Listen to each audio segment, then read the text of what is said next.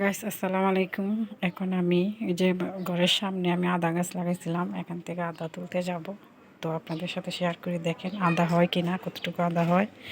আমার কাছে মনে হচ্ছে আদা হবে না, তো দেখতে থাকেন কেমন আদা হয়।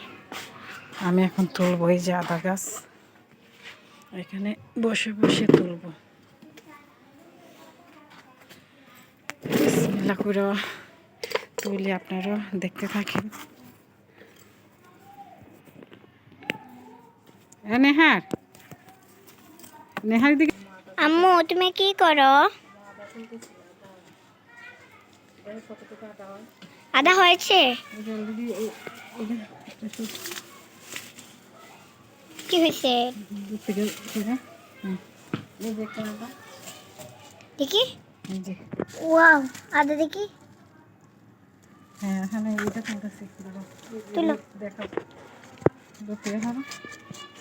বিসমিল্লাহ করে ওঠে। আমি তো আশা করছি না ওই কথা, তো একটু একটা তো হয়েছে। দেখি এগুলাতে কি অবস্থা।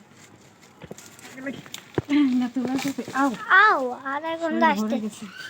মা, আদার গন্ধ আসছে। দেখি কি অবস্থা। গাইস দেখেন আদা হয়েছে কিনা, আপনারা দেখেন।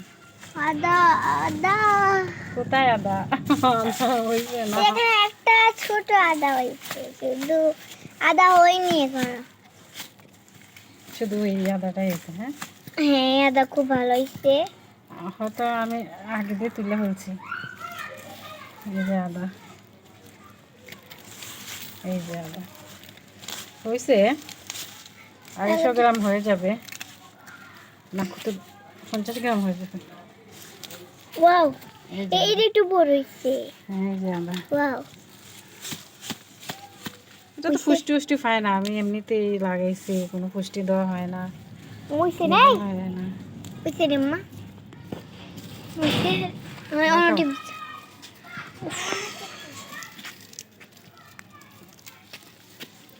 এই যে আদা দেখছেন গাইস, আদা তুলছি, আমার সুন্দর। গাছের আদা।